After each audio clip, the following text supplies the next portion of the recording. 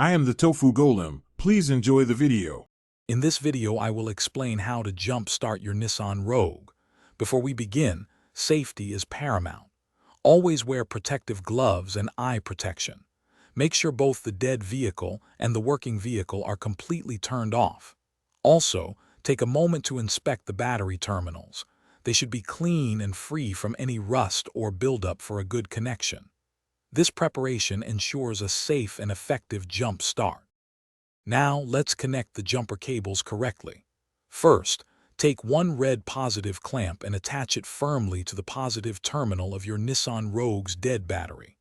Next, connect the other red positive clamp to the positive terminal of the working vehicle's battery. Then, attach one black negative clamp to the negative terminal of the good battery. Finally, connect the remaining black clamp to an unpainted metal surface on your Nissan Rogue, away from the battery.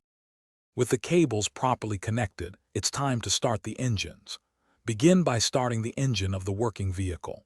Let it run for about 5 minutes to allow some charge to transfer to your Nissan Rogue's battery. After this waiting period, try to start your Nissan Rogue. If it doesn't start immediately, give it a few more minutes with the working vehicle still running, and then attempt to start it again. Patience is key here. Once your Nissan Rogue is running, it's crucial to disconnect the cables in the correct order.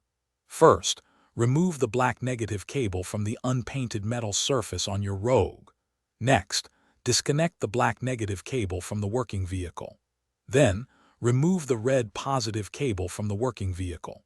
Finally, disconnect the red positive cable from your Nissan Rogue's battery. Drive your vehicle for at least 20 minutes to ensure the battery recharges sufficiently. Thanks for watching. Consider subscribing if we helped you today.